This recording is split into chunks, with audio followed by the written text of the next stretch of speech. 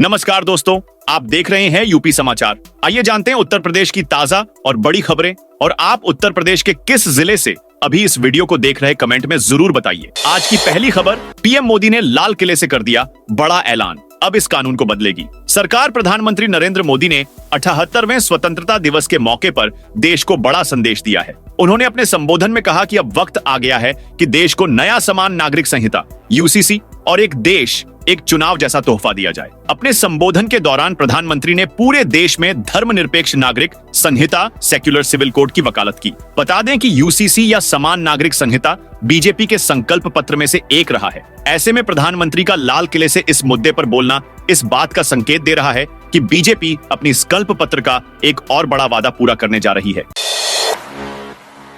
UCC कानून से UP के मुसलमान संतुष्ट नहीं, मौलाना रजवी बरेलवी का बड़ा ऐलान। मौलाना मुफ्ती शहाबुद्दीन रजवी बरेलवी ने कहा कि एक उसूल और एक कानून हमारे भारत में नहीं हो सकता। भारत में सभी धर्म के लोग भाईचारे के साथ रहते हैं। इसके लागू होने से समाज का भाईचारा खत्म हो जाएगा।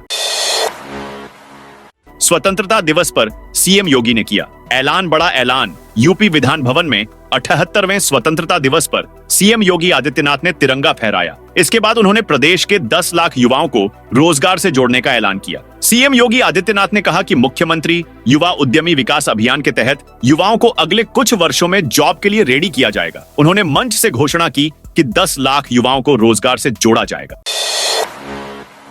कन्नौज कांड में हुआ बड़ा खुलासा, पीड़िता की बुआ के खाते में भेजी गई बड़ी रकम। कन्नौज में नाबालिग से दुष्कर्म का प्रयास करने वाले आरोपी नवाब सिंह यादव को न्यायिक हिरासत में भेज दिया गया है। इस बीच मंगलवार को इस मामले में एक नया तब मोड़ आया जब पता चला कि वारदात के बाद किसी ने पीड़िता के बुआ के अकाउंट में मोटी रकम भेजी गई थी। मामला सामने आने के बाद एसपी ने इसकी जांच की बात कही है।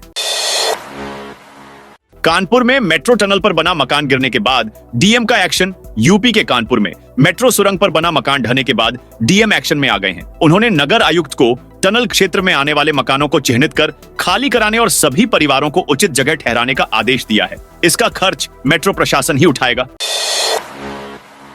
ई वाहनों की निगरानी और चार्जिंग स्टेशन को ट्रैक करने के लिए बनेगा मोबाइल ऐप। उत्तर प्रदेश में इलेक्ट्रिक व्हीकल की निगरानी और चार्जिंग स्टेशन को ट्रैक करने के लिए मोबाइल ऐप बनाया जाएगा। Uttar Pradesh system development corporation limited को इस कार्य की जवाबदेही सौंपी गई है। वेब आधारित e mobility dashboard of EV accelerator cell के मोबाइल ऐप को प्रभावी प्रबंधन, पारदर्शिता व सार्वजनिक सहभागिता जैसे आधुनिक फीचर्स से लैस किया जाएगा। यूपी में शुरू की गई किसानों की फार्मर रजिस्ट्री का काम बंद। केंद्र सरकार की एग्रीस्टैक योजना के तहत किसानों की फार्मर रजिस्ट्री तैयार की जा रही थी, जिसे डिजिटल क्रॉप सर्वे के चलते बंद कर दिया गया है। फार्मर रजिस्ट्री का कार्य अब अक्टूबर से दोबारा शुरू होगा।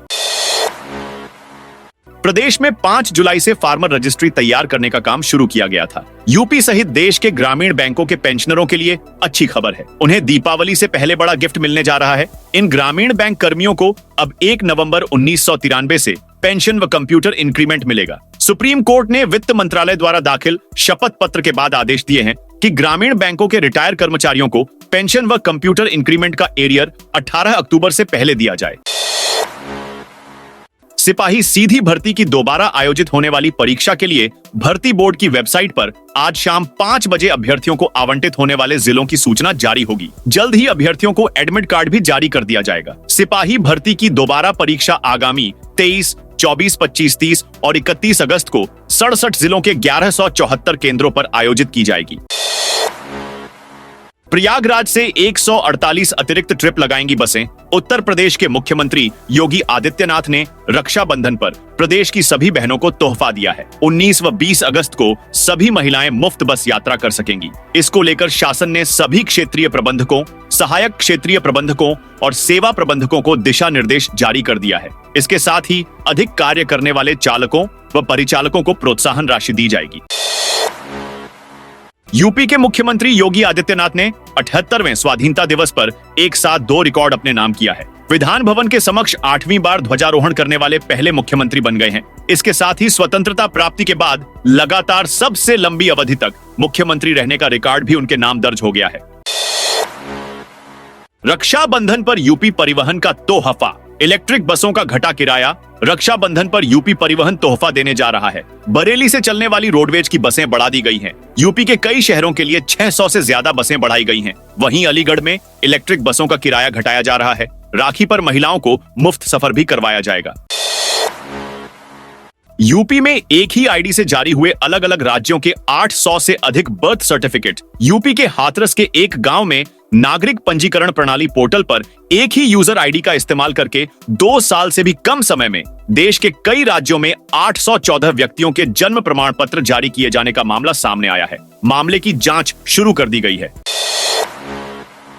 अयोध्या में कुर्सी पर बैठा बंदर, इंस्पेक्टर ने सैल्यूट किया। अयोध्या में राम जन्मभूमि थाने के इंस्पेक्टर की कुर्सी पर बंदर आकर बैठ गया। इसके बाद इंस्पेक्टर देवेंद्र पांडे ने बंदर को सैल्यूट किया। इसकी तस्वीर भी खिंचवाई। नोएडा में 2000 फीट लंबा तिरंगा हाथ में लेकर लोगों ने यात्रा निकाली। इधर वाराणसी में बाबा विश्वनाथ को तिरंगे से सजाया गया। काशी के कोतवाल काल भैरव का तिरंगा श्रृंगार किया गया। सेंट्रल हिंदू गर्ल्स स्कूल में बच्चों ने आर्मी की ड्रेस में करतब दिखाए। मेरठ में ध्वजारोहण करते समय नीचे आ गिरा ध्वज। मेरठ से ऐसा वीडियो सामने आया है जिसमें झंडा फहराते वक्त ध्वज की गांठ खुल गई। वीडियो सांसद अरुण गोविल का है, जो कि सोशल मीडिया पर वायरल हो रहा है, जिसमें वे झंडा फहरा रहे हैं। इस दौरान अचानक झंडा खंभे से नीचे गिर जाता है। हालांकि वहां पर खड़े कार्यकर्ता ध्वज को नीचे गिरने से बचा लेते हैं। रामपट से 3800 बैम्बू लाइट और भक्तिपट से 36 गोबो प्रोजेक्टर चोरी का मामला अब तुल पकड़ने लगा है। इस मामले को लेकर सियासत भी गरमाने लगी है। मामले को लेकर सपा और कांग्रेस पार्टी ने सवाल उठाया है। दोनों दलों का कहना है कि इतनी कड़ी सुरक्षा व्यवस्था के बीच लाखों रुपए की लाइट आखिर कैसे चोरी हो गई। ये चोरी नहीं बल्कि घोटाला है। प्रशासनिक अफसर से लेकर सभी शामिल हैं। इसकी जांच होनी चाहिए। वाराणसी से मुंबई जा रही फ्लाइट में यात्री की जान चली गई। वाराणसी से मुंबई जा रही अकासा एयरलाइंस की फ्लाइट में यात्री की तबीयत बिगड़ गई। सीट से गिर पड़े और बेहोश हो गए। इसके बाद भोपाल एयरपोर्ट पर फ्लाइट की इमरजेंसी लैंडिंग कराई गई। आनन फानन में यात्री को अस्पताल में भर्ती करवाया गया। वहां डॉक्टरों ने मृत घोषित कर दिया। गाजियाबाद के शालीमार गार्डन इलाके में हूटर बजाकर दौड़ती थार ने कई गाड़ियों में टक्कर मार दी। बाइक सवार 2 सब इंस्पेक्टरों ने रोकने का प्रयास किया तो वो हूटर बजाती हुई निकल गई। काफी दूर पीछा करने के बाद गाड़ी को पकड़ा गया। गाड़ी सीज करते हुए ड्राइवर को गिरफ्तार कर लिया गया है। स्कूल में जलेबी खाकर 14 बच्चों की तबीयत बिगड़ी गई। हरदोई में स्वतंत्रता दिवस पर एक कंपोजिट विद्यालय में बच्चों को जलेबी बांटी गई। जलेबी खाते ही 14 बच्चों की तबीयत बिगड़ गई। इनमें 5 की हालत गंभीर है। ज्यादातर बच्चों ने पेट दर्द और उल्टी शिकायत की। एक साथ इतने बच्चों की हालत खराब हुई तो स्कूल में हड़कंप मच गया। यूपी में आज अखबार नहीं आएगा। कल स्वतंत्रता दिवस की छुट्टी थी। यूपी में आज यानी 16 अगस्त को आपके घर अखबार नहीं आएगा, लेकिन आपके पास पहुंचने वाली खबरों की रफ्तार नहीं थमेगी। आप हमारे यूपी समाचार चैनल पर यह खबरें देख सकते हैं। काशी हिंदू विश्वविद्यालय के महिला महाविद्यालय में साइबर हट की शुरुआत हुई, जिसका फीता छात्राओं ने ही काटा। कुलपति ने कहा, छात्राओं को तकनीकी ज्ञान से लैस करने पर मेरा विशेष जोर है। इस सुविधा में 30 से अधिक कंप्यूटर सिस्टम लगाए गए हैं, जिनमें उच्च गति लैन कनेक्शन उपलब्ध कराया गया है। स्वतंत्रता दिवस समारोह राहुल गांधी को सबसे आखिरी सीट मिली। लाल किले पर देश के 78वें स्वतंत्रता दिवस समारोह के दौरान राहुल गांधी के सीटिंग अरेंजमेंट विवादों में घिर गया है। उन्हें ओलंपिक खिलाड़ियों के बाद पीछे से दूसरी लाइन में सीट दी गई। 2014 के बाद से यह पहला मौका था जब राहुल बतौर नेता विपक्ष के रूप में समारोह में पहुंचे थे। वीडियो वायरल होने के बाद कहा जाने लगा कि 233 सांसदों के प्रतिनिधि का अपमान किया गया। भारतीय कुश्ती संघ के अध्यक्ष संजय सिंह महिला पहलवान विनेश फोगाट को लेकर बयान दिया है। सीएस में सुनवाई के बाद सिल्वर मेडल न दिए जाने पर संजय सिंह ने कहा कि इस फैसले से न केवल हम बल्कि पूरा देश दुखी है। मानवीय दृष्टिकोण से इस फैसले से सभी दुखी हैं।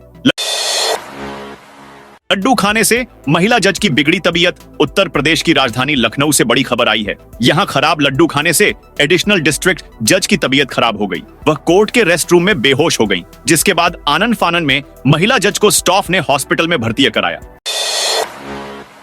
समाजवादी पार्टी के राष्ट्रीय अध्यक्ष एवं पूर्व मुख्यमंत्री अखिलेश यादव ने कहा है कि लोकसभा चुनाव में बहुमत से पीछे और उत्तर प्रदेश में भी अपनी कई प्रमुख सीटें गंवाने से भाजपा नेतृत्व में बौखलाहट है। आसन्न विधानसभा उपचुनावों में भी अपनी हार देखकर भाजपा डरी हुई है। इसीलिए वह छल बल और सत्ताबल का दुरुपयोग करने से बाज नहीं आ रही है। भाजपा को लोकतंत्र और संविधान की गरिमा का कतई लिहाज नहीं रहा है। भाजपा को जब जब भी मौका मिला उसने लोकतंत्र और संविधान की धज्जियां ही उड़ाने का काम किया है।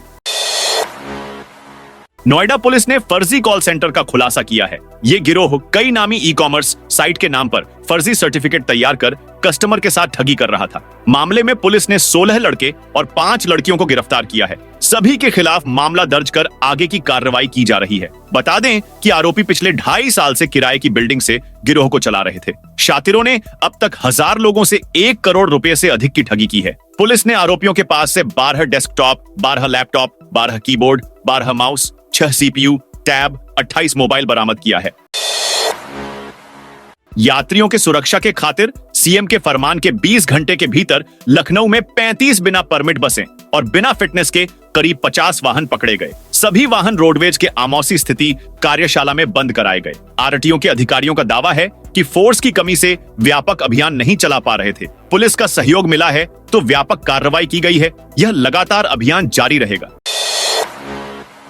सहारनपुर कोर्ट से फरार हिस्ट्री शीटर के घर कुर्की का नोटिस जारी। सहारनपुर कोर्ट से पुलिस कस्टडी से फरार हुए हिस्ट्री शीटर वसीम उर्फ मॉडल जोन के घर कुर्की की कार्रवाई की गई। हिस्ट्री शीटर पर 50,000 रुपए के इनाम की भी घोषणा की गई है। पुलिस ने कोर्ट के आदेश पर सीआरपीसी की धारा 82 के तहत मुनादी कराई और फिर कुर्की की कार्रवाई की। चंदौली ट्रैफिक पुलिस ने गुरुवार को वाहनों की जांच के लिए अभियान चलाया गया। अभियान के दौरान ट्रैफिक नियमों की अनदेखी करने पर 433 वाहनों का चालान किया गया। इन वाहन स्वामियों से 6,30,000 रुपए जुर्माना के रूप में वसूला जाएगा। लखनऊ हाई कोर्ट से संजय सिंह को नहीं मिली राहत। इलाहाबाद हाई कोर्ट की लखनऊ खंडपीठ ने मामले में सुनवाई के बाद वर्ष 2001 में सुल्तानपुर जनपद में सड़क जाम कर धरना प्रदर्शन करने के एक मामले में आम आदमी पार्टी के राज्यसभा सांसद संजय सिंह को सुनवाई के बाद फिलहाल कोई राहत नहीं दी है। न्यायालय ने पुनरीक्षण याचिका पर सुनवाई के दौरान याची से पूछा कि जब आपके द्वारा निचली अदालत के समक्ष आत्मसमर्पण से छूट का कोई प्रार्थना पत्र ही नहीं दाखिल किया गया है तो आपके द्वारा राहत की मांग कैसे किया जा सकता है। न्यायालय ने इस मामले पर सुनवाई के लिए अगली तिथि 22 अगस्त की नियत की है। कानपुर देहात में प्रधानमंत्री फसल बीमा योजना के तहत बीमित किए जाने की तिथि बढ़ाई गई है। जिलाधिकारी आलोक सिंह के निर्देश के बाद जिला कृषि अधिकारी उमेश कुमार गुप्ता ने बताया कि भारत सरकार ने बीमित किए जाने की तिथि बढ़ाकर 25 अगस्त 2024 तक विस्तारित कर दिया है। इस योजना के तहत आर्णी और गैर ऋणी किसान अपनी फसल का बीमा 25 अगस्त 2024 तक करा सकते हैं। अखिलेश से मिला गोमती नगर, छेड़छाड़ का आरोपी पवन बोला। यादव होने के कारण फंसाया गया लखनऊ के गोमती नगर में बारिश के दौरान पानी से भरी सड़क से गुजर रही एक युवती से बैड टच के आरोपी पवन यादव ने अखिलेश यादव से मुलाकात की। गुरुवार को आरोपी पवन यादव सपा कार्यालय पहुंचा और अखिलेश यादव को पूरे मामले की जानकारी दी। अखिलेश यादव ने कहा, घटना में जो लड़के पकड़े गए और जिसका विधानसभा में नाम लिया गया वह मिलने आया है। ये बेचारा चाय पी रहा था और पुलिस वालों ने इसको पकड़ लिया। खैर, वो जांच का विषय है जिसमें वह छूट जाएगा। वहीं पवन ने कहा, मैं मौके पर मौजूद नहीं था, मैं तो चाय पी रहा था, तभी पुलिस पकड़ ले गई। पवन ने दावा किया कि वह घटना के वीडियो फुटेज में भी नहीं दिखाई दे रहा है। उसने आरोप लगाया कि शायद उसे यादव बिरादरी का होने की वजह से मामले में फंसाया गया।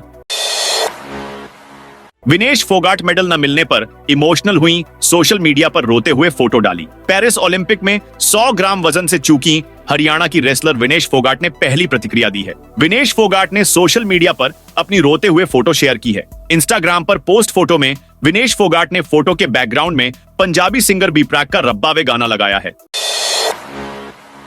उत्तर प्रदेश सरकार के स्वतंत्र प्रभार सहकारिता राज्य मंत्री जेपीएस राठौर ने कहा कि पिछली सरकारों को जो पाकिस्तान परमाणु बम का भय दिखाकर धमकी देता था वह मोदी सरकार के कार्यकाल में धमकी देने लायक नहीं बचा है। वहीं प्रदेश में सीएम योगी आदित्यनाथ का बुलडोजर न्याय का प्रतीक बन चुका है। जहां पहले प्रदेश में उद्योगपति नहीं आना चाहते थे, वहीं वर्तमान सरकार में अपराधी माफिया योगी के डर से भाग रहे हैं। देश व प्रदेश की जनता सुरक्षित महसूस कर रही है। दोस्तों, यह थी उत्तर प्रदेश की ताजा और बड़ी खबरें।